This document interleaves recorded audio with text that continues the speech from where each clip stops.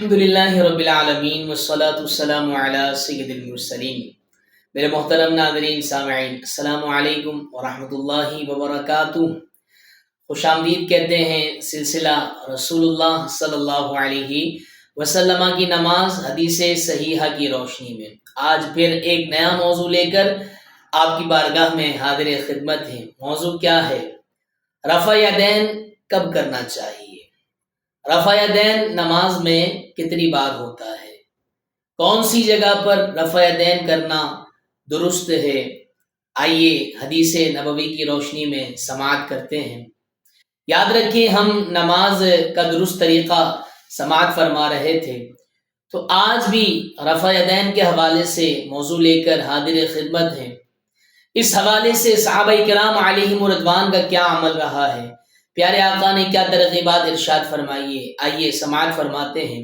سب سے پہلے حدیث مبارکہ محمد بن عمر بن عطا رضی اللہ تعالی عنہ، وہ حضرت سیدنا ابو حمید ساعدی رضی اللہ تعالی عنہ سے نقل کرتے ہیں کہ جب نبی پاک صلی اللہ تعالی علیہ وسلم نماز کے لیے کھڑے ہوتے، پیارے آقا صلی اللہ تعالی علیہ وسلم قبلے کی طرف منہ کرتے، پھر پیارے آقا صلی اللہ تعالی علیہ وسلم دونوں ہاتھ مبارک کو اپنے کانوں تک اٹھا کر لے جاتے۔ یہ طریقہ تھا رفع یدین کا، جسے تکبیر تحریمہ بھی کہا جاتا ہے۔ جی ہاں میرے محترم ناظرین، بعض اوقات بے شمار لوگ تکبیر تحریمہ کے علاوہ بھی رفع یدین کرتے ہیں، تو ان کو اس حدیث مبارکہ سے درس حاصل کرنا چاہیے کہ صرف اور صرف ابتدائے صلاۃ کے اندر تکبیر تحریمہ یہ کیا ہے؟ مشروع ہے۔ آئیے اور بھی حدیث مبارکہ ہم سماعت کرتے ہیں۔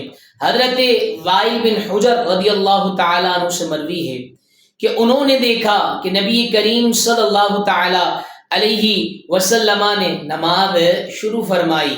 جی ہاں، نماز جب شروع فرمائی، پیارے آقا صلی اللہ تعالی علیہ وسلم نے اپنے دونوں ہاتھ مبارک کانوں کی لو تک لے گئے، اور پھر پیارے آقا صلی اللہ علیہ وسلم نے نماز کو آغاز کیا، یعنی قال اللہ اکبر، پیارے آقا نے اللہ اکبر فرمایا۔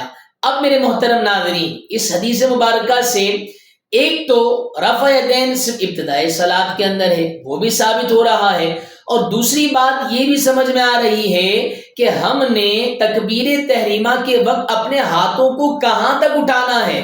بعض لوگ کیا ہے، کندھے تک، سینے تک رکھتے ہیں، بعض لوگ کندھے تک لے کر آ جاتے ہیں، لیکن درست طریقہ کیا ہے وہ حدیث نبوی کی روشنی میں ہم نے سماعت کیا کہ ہاتھوں کو آپ نے کانوں کی لو تک لے جانا ہے، اور یہ مردوں کا طریقہ ہے کہ وہ انگوٹھے کانوں کی لو کو مس کریں۔ یہ طریقہ میرا اور کسی کا نہیں ہے، بلکہ یہ امام الانبیاء نے اسی طریقے پر کیا ہے نماز ادا فرمائی ہے۔ آئیے مزید آگے سماعت فرماتے ہیں۔ حضرت برہ بن عازب رضی اللہ تعالی عنہ سے مروی ہے کہ پیارے آقا صلی اللہ علیہ وسلم کے حوالے سے پیارے آقا کے پیارے صحابی کیا ارشاد فرماتے ہیں، فرمایا کہ جب پیارے آقا نماز شروع فرماتے تو کان تک ہاتھ اٹھاتے، ثم لا يعود، پھر ہاتھ اٹھانے کو لوٹاتے نہ، یعنی اس حدیث مبارکہ کے اس حصے میں ثم لا يعود سے پتہ چل رہا ہے کہ صرف اور صرف ہاتھوں کا اٹھانا وہ نماز کی ابتدا میں ہے، اسے تکبیر تحریمہ کہا جاتا ہے۔ تو جی ہاں میرے محترم ناظرین، آج ہم نے چند احادیث مبارکہ سنی، سماعت کی، جس کے اندر ہمیں یہی درس مل رہا ہے حدیث نبوی کی روشنی میں کہ ہم نے صرف اور صرف کیا ہے کانوں تک ہاتھ اٹھانا ہے، لیکن صرف ابتدائے نماز میں، صرف نماز کی ابتدا میں ہاتھ اٹھانا ہے، اس کے علاوہ تکبیر تحریمہ مشروع نہیں ہے۔ انشاءاللہ اگلے موضوع میں پھر ملتے ہیں، ایک نیا موضوع لے کر، نیا درس لے کر، تو جڑے رہیے گا کس سلسلے میں؟